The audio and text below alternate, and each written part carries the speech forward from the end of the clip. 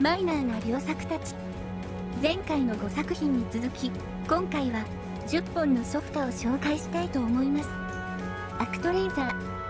スーファミ初期において、アクションとシミュレーションが融合した貴重なゲームソフト。その独創性のため、一部で情熱的なファンを生む一方で、スーファミと一緒に買った子供の心をへし折った。時代を先取りしすぎた結果、価格崩壊したように推測される。アクションパートは王道的なサイドスクロールで、反応はダメではないが単調すぎて不自由な部分もあった。こうしたポイントも相まって難易度は極めて高い。シミュレーションパートはシムシティさながら街を開発し発展させるシステム。メインパートじゃないから可能なことが少し制限されているが、むしろサクッとできていいかもしれない。アクションパートで怪物を一掃した領域をシミュレーションパートで進展させる、よく練られた作品である。もう一つの優れた点は BGM。ずば抜けた素晴らしさに FF4 にかなりの影響を与えたという噂は有名である。歌舞伎ロックス。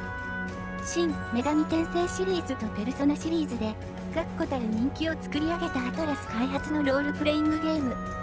未来的であるというのに、江戸がストレートに未来になった時代劇的なテイストを兼ね備えている。システムは至ってシンプルで可も不可もなく、理不尽さもないバランスで万人向けと言える。このゲームの強みは何か。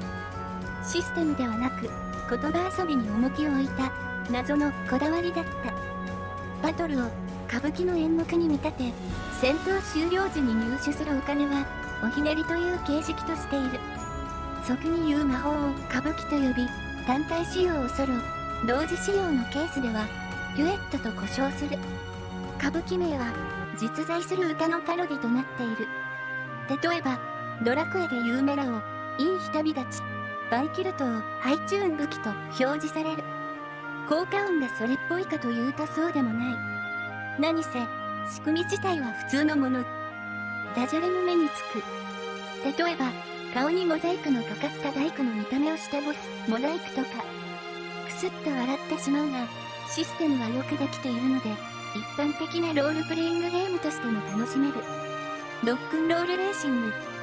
その名の通り、レーシングゲームではあるが、コントロールがユニークでリアル感は存在しない。けれども、そのオリジナル性の出来栄えは、極めてクオリティが高く、病みつきになる操作性を達成している。ドット絵もかなりよくできていて、バカゲーと捨て置くには惜しい作品である。リアル系のグランツーリスモ、爽快感系のクレイジートクシーとも異なる変わった操作感がやめられない。世界観の仕上がり具合も抜群で、日本人を意識した雰囲気ではないが、ギャラを含めレベルが高い。音楽も素晴らしく、世界観と癖がある操作性に適している。唯一のツッコミどころといったら、私的な意見になってくるが、ロックンロールではなく、これはヘビメタじゃん。と思わせるゲームだ。ジャングルウォーズ2、古代魔法アティモスの謎。ジャングルの少年の活躍を描く、ジュブナイル的な完全懲悪の冒険活劇ロールプレイングゲーム。優しいイラストと嘘のない、完全懲悪で直球の物語は、ひねりの大きかったゲームの後では心地いい。本質的に一本道のロールプレイングゲームだが、攻略する順番に縛りがないことから案外と自由度が高い。モンスターを退治すると誤って帰っていったとなるところも完全懲悪に関するこだわりを感じる。ラグーン。イースに敬意を払っていると推測されるアクションロールプレイングゲーム。パッケージのタイトルもカットしないが、イースのクローンと考えればプレイできないこともない。ほぼパクリとも言える見た目がまさにイース。難易度はある程度高く、レベルアップしにくいのに、敵が強い。スーファミ初期であって、本家イースがスーファミで発売したイース3は、どういうわけか横スクロールとなっていたことを考えると、プレイする価値はあるだろう。だけど、それにしても、知名度が低いソウルブレイダーを越す迷わさである。ファイターズヒストリー。スト2から始まったとされる格ゲー大流行に乗っかったデータイースト初の格闘ゲーム。たくさんの格ゲーがリリースされた中、唯一カプコンに訴訟を起こされている。ち的にはワールドヒーローズも問題となる感じもするのだが、特筆すべき点はやはりデータイーストというべきかキャラが強烈だ。ちなみに普通ファイターズヒストリーといえば2作目のファイターズヒストリーダイナマイトを意味することが多い。これはネオジオ版もあってそれなりの知名度を誇っている。特徴的なシステムを持ちつつもこれ以外の格ゲーと違いがない。ラスボスが同社のファミコンソフト仮のその人だったり、とにかく話の種で興奮することの方が結構多い。スーパーチャイニーズワールド、実質4作目にあたるロールプレイングゲーム。当時では風変わりな戦闘が 100% アクションだった。このスタイルが2作目から確立なされていて、3のシステムを純粋に強化させたのが本作に使われている。ウィークポイントはファミコンですら当たり前となったセーブ機能がなく、スーファミ時代においてさえのパスワードであったこと。初期のテイルズシリーズ、ファンタジアにもない奥行きがある戦闘システム。入念に作り込めば大負けした可能性があった。そしてチャイニーズを死にこだわったのはなぜかという疑問も残る。可能性を有したまま消え去ってしまった惜しいゲームソフトである。04チャンプ RRZ。レースゲームとしてはとても珍しい04に絞った作品。04の性質上、直線のみのレースなので、十字キーはマニュアルのシフト操作となる。従来のレースゲームとは違い、車の性質や路面を理解し、スムーズなシフトチェンジを試行錯誤していくことになる。